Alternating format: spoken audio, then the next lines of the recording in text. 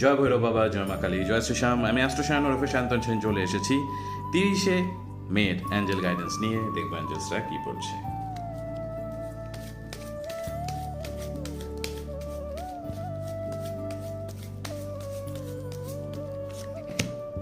Meditate and contemplate, meditate and contemplate. 30শে মে 3 আর 8 মানে হচ্ছে বৃহস্পতি এবং শনি।